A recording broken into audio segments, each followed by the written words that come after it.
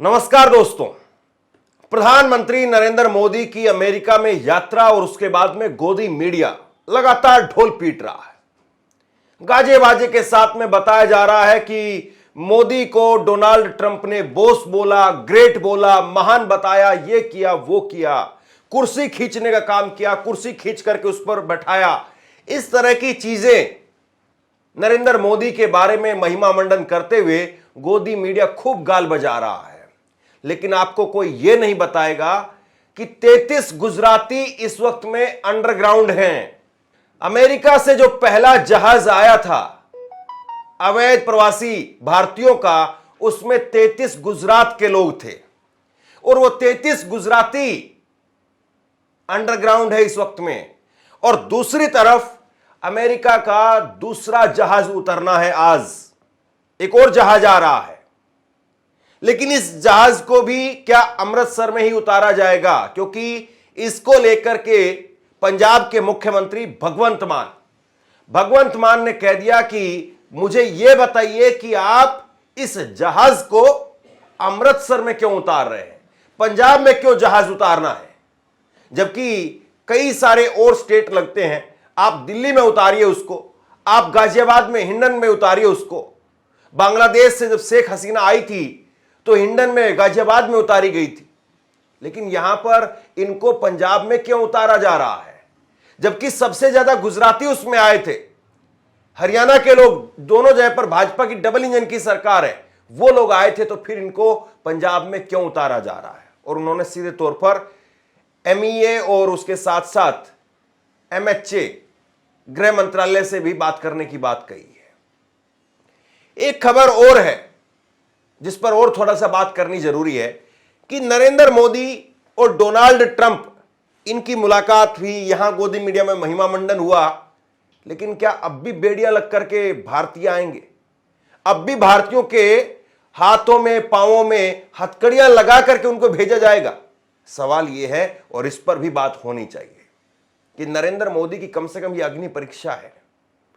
अगर अभी भी भारतीयों को बेड़ियां लगा करके, हथकड़ियां लगा करके भेजा जाता है, तो नरेंद्र मोदी कहां मुंह दिखाएंगे? लेकिन सबसे पहले मुझे लगता है कि एक भास्कर की जबरदस्त जो है वो रिपोर्ट है, उस पर बात होनी चाहिए। अमेरिका से निकाले गए सभी 33 गुजराती अंडरग्राउंड है। इनमें 7 परिवारों के 21 लोग हैं, लेकिन 18 एड्रेस अलग हैं। दावा है कि पुलिस ने बात करने से रोका है। ये देखिए, अपने आप में एक ऐसी चीज है जो ये बताती है कि गुजरात की जो सरकार है वो कैसे काम करती है, गुजरात में कैसे काम किया जाता है। मैंने बिल्किस बानो के पति का इंटरव्यू किया था गोधरा में जाकर के, और वहां पर इतने चप्पे चप्पे पर CCTV कैमरा। बिल्किस बानो के पति ने मुझे कहा कि हम जहां भी निकलते हैं, जहां पर भी जाते हैं, हर चीज की बाकायदा पुलिस को खबर रहती है। चलिए, वो तो आपकी नजर में एक तरीके से मुसलमान हो गए, और भाजपा की एक राजनीति है कि एजेंडा टाइट करके रखना, चूड़ी टाइट करके रखना। लेकिन ये 33 गुजराती कहां हैं? भास्कर ने यहां पर विस्तार से जो है वो रिपोर्ट की है, और इसमें बाकायदा 33 गुजरातियों के नाम और पते वो खोज लिए हैं। वो नाम पते आपको नहीं दिखाऊंगा, क्योंकि किसी प्राइवेसी का मैं सम्मान करता हूं। कोई आदमी वहां से डिपोर्ट होकर के आया है तो उसकी प्राइवेसी का सम्मान किया जाना चाहिए। लेकिन जब वहां से लोग आए हैं तो जाहिर सी बात है, कोई आदमी खुद से बात भी करना चाहता होगा, अपनी तकलीफ बताना भी चाहता होगा। लेकिन उन गुजरात के लोगों को, उन 33 गुजरातियों को, सभी गुजरातियों को, 33 के 33 जितने गुजराती आए थे, उन सभी 33 गुजरातियों को अंडरग्राउंड कर दिया गया है। बताइए, वाकई लोकतंत्र में ऐसा होना चाहिए क्या? जबकि दूसरी तरफ पंजाब के 30 लोग आए थे, और पंजाब के कई सारे लोगों का इंटरव्यू भी हुआ। हरियाणा में भी 1-2 इंटरव्यू हुए, ज्यादा नहीं हुए। हरियाणा के भी 1-2 लोगों ने इंटरव्यू दिए। लेकिन गुजरात में लोगों को अंडरग्राउंड कर दिया गया। देखिए खबर क्या कहती है। खबर यह बताती है कि 5 फरवरी को 104 भारतीयों को अमृतसर में भेजा गया। इनमें से 33 गुजरात के थे, और अभी 6 फरवरी को 5 फरवरी को ये उतारे जाते हैं। 6 फरवरी को इनको दूसरी एक फ्लाइट से अहमदाबाद ले जाया गया।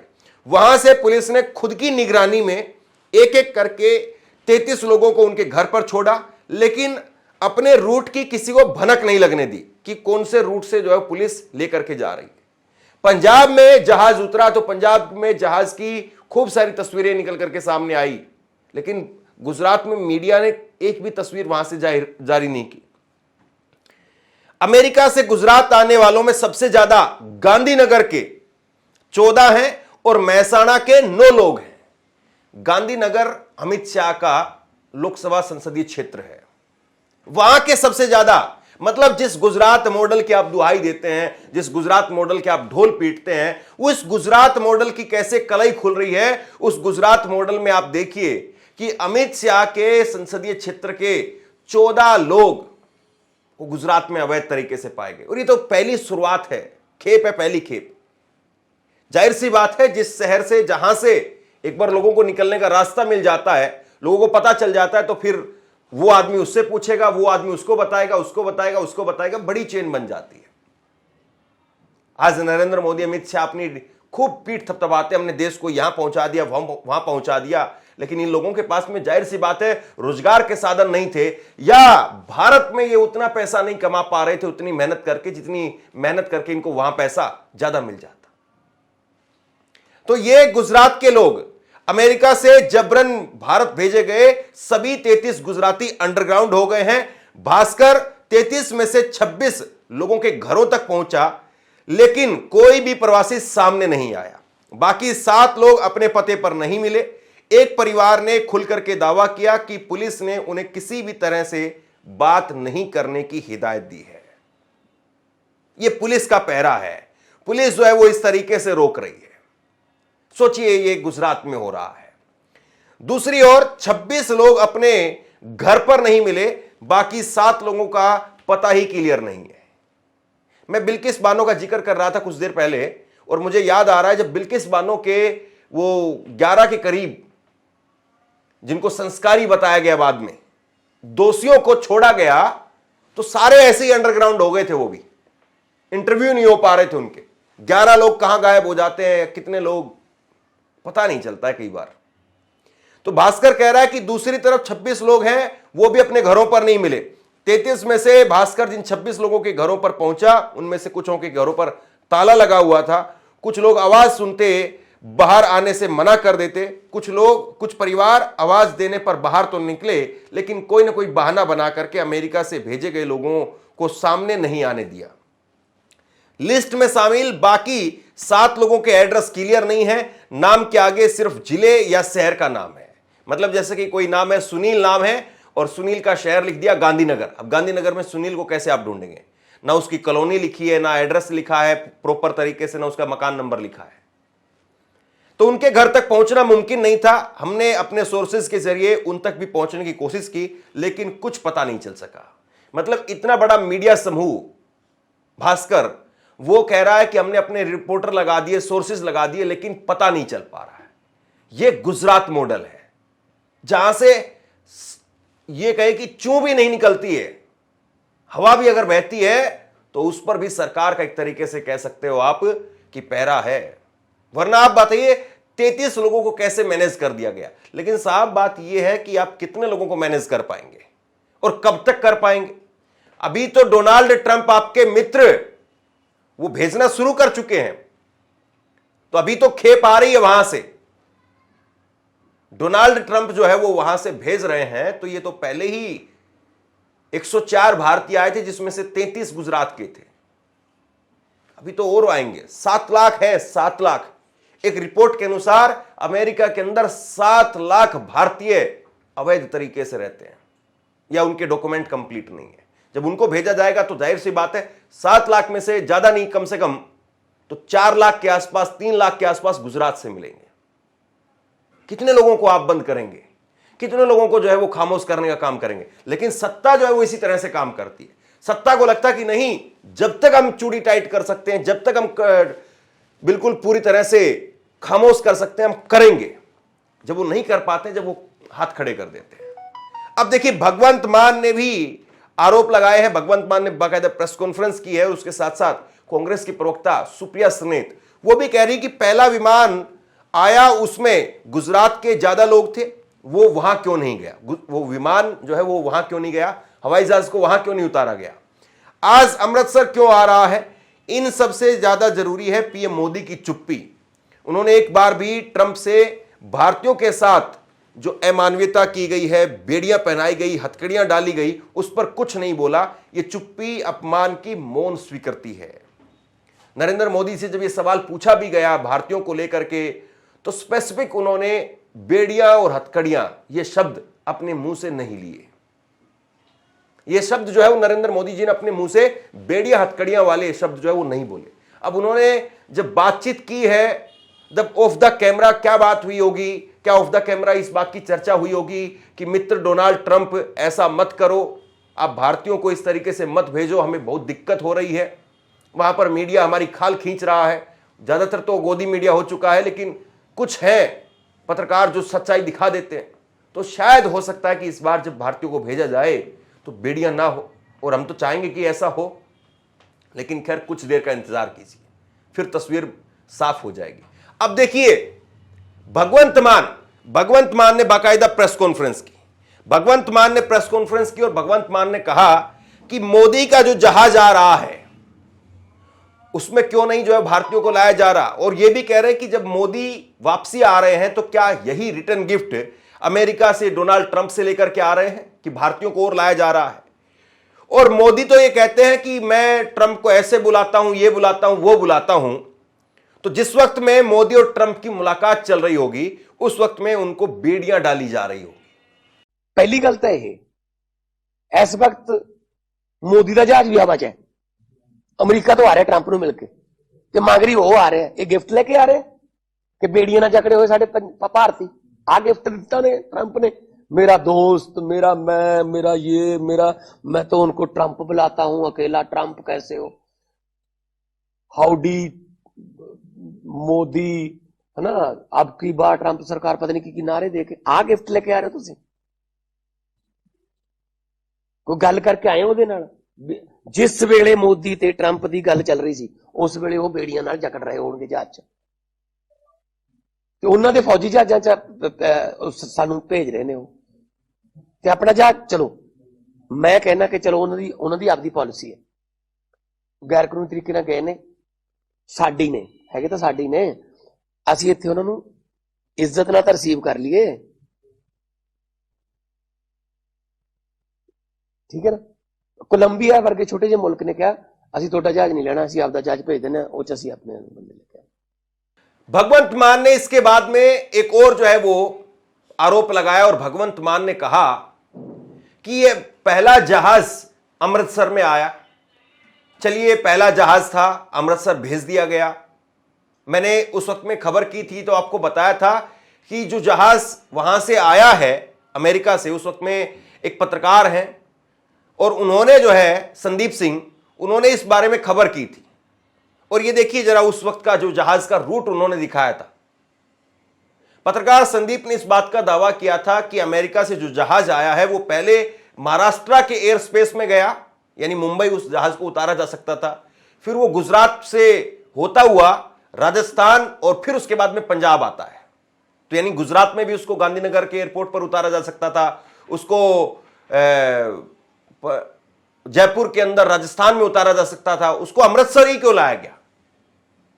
तो यहां पर जो है वो कह रहे हैं भगवंत मान कि मुझे क्राइटेरिया बताया जाए, वजह क्या है, किस वजह से यहां पर आप जहाज को अमृतसर उतार रहे हैं। आप दिल्ली ले जाइए इसको, आप जो है वो इसको हिंडन में ले जाइए, गाजियाबाद का जो एयरपोर्ट नया एयरपोर्ट बना है हिंडन, वहां ले जाइए इसको, आप अमृतसर क्यों उतार रहे हैं। ਤੁਸੀਂ उस वेले मीडिया सारे मौजूद सी अमृतसर, जिहदे विच 33 गुजरात दे सी, 33 हरियाणे दे सी, 30 पंजाब दे सी, 2 महाराष्ट्र दे सी, एक मेरे ख्याल च उत्तराखंड दे सी। चलो पहला जहाज उन्होंने ला लिया, पता नहीं की कटेरिया, हुण दूजा जहाज आ रहा है, दूजा जहाज भी कहंदे अमृतसर उतरूगा जी।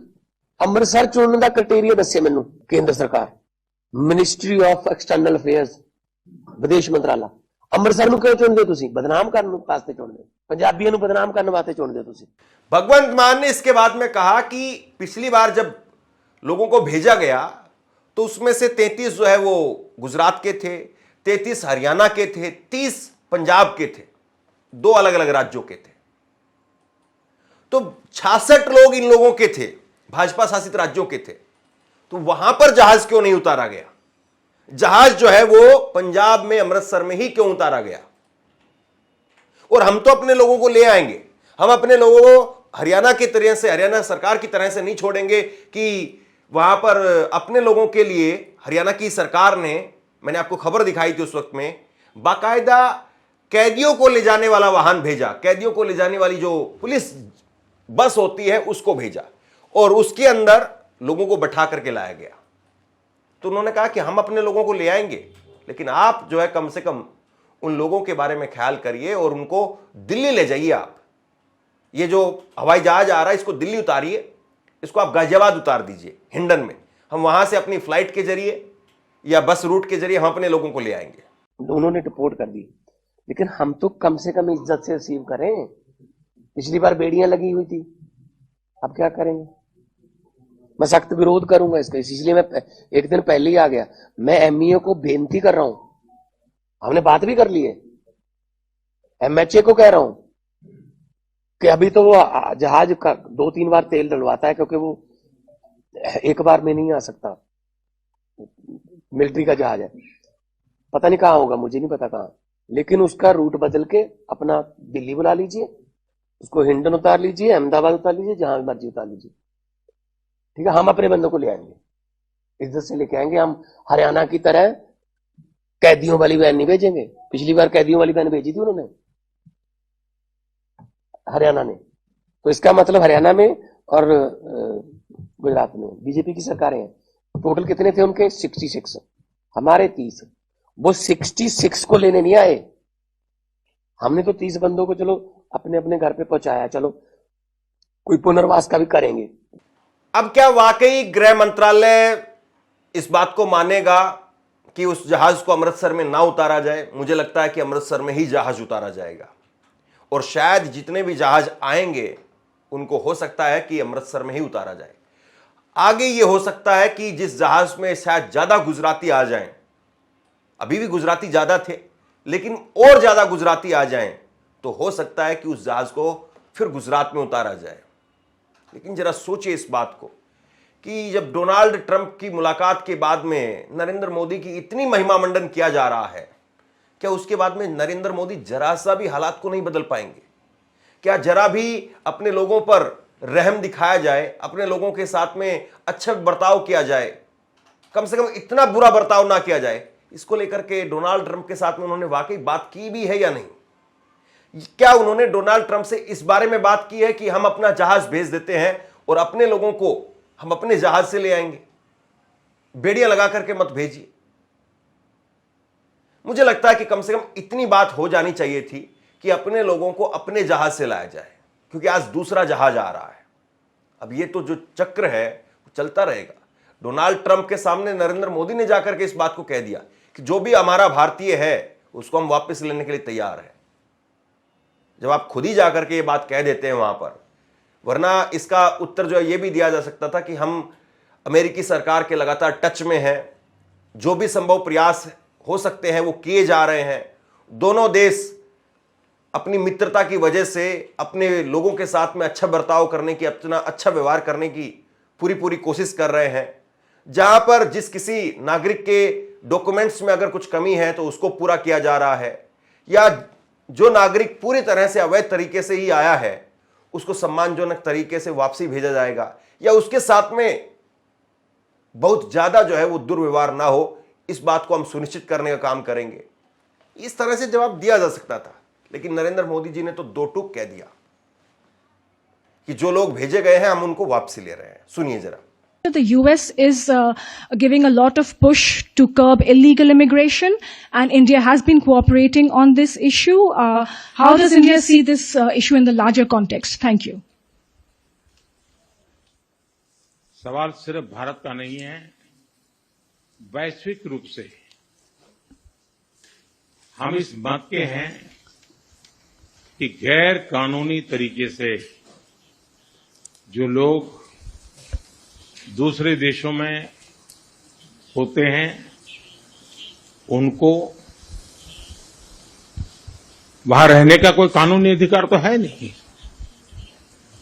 जहां तक भारत और अमेरिका का सवाल है, हमने हमेशा कहा है कि जो वेरीफाइड होगा, कि जो सच्चे अर्थ में भारत का ही नागरिक होगा, वो अगर अमेरिका में गैर कानूनी तरीके से रहता है तो उसको वापस लेने के लिए भारत तैयार है।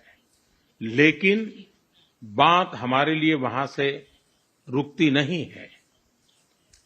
ये सामान्य परिवारों के बच्चे होते हैं, उनको बड़े बड़े सपने दिखाए जाते हैं और उनको ज्यादातर ऐसे होते हैं उनको गुमराह करके लाया जाता है। और इसलिए ये ह्यूमन ट्रैफिकिंग में जुड़े हुए पूरे इकोसिस्टम पर हमने वार करना चाहिए। और अमेरिका और भारत मिल करके हमारी कोशिश है और हमारी कोशिश रहनी चाहिए कि इस प्रकार की पूरी इकोसिस्टम को हमें जड़ मूल से नष्ट करना चाहिए, ताकि ह्यूमन ट्रैफिकिंग बंद हो और गरीब लोगों को जो अपनी धन दौलत बेच करके ऐसे बड़े बड़े सपने दिखा करके उनको अंधेरे में रख करके ले जाया जाए, उनके साथ भी अन्याय है। और इसलिए हमारी बड़ी लड़ाई उस पूरे इकोसिस्टम के खिलाफ है और मुझे विश्वास है कि राष्ट्रपति ट्रंप भी इस इकोसिस्टम को खत्म करने में भारत का पूरा सहयोग करेंगे। अब कुल मिलाकर के बात यही है कि नरेंद्र मोदी की महिमा मंडन करने वाले जितने भी चैनल हैं, गोदी पत्रकार हैं, क्या वो इस खबर पर बात करेंगे? क्या ये खबर जरूरी है या आपको लग रहा है कि मैं बेवजह जो है इस खबर पर बात कर रहा हूं? आप नीचे कमेंट बॉक्स में अपनी राय लिख करके जरूर बताइए। इस वीडियो को शेयर कीजिए और इसी तरह की तमाम खबरों के लिए ऑनलाइन न्यूज इंडिया को सब्सक्राइब कीजिए। आपका बहुत बहुत धन्यवाद।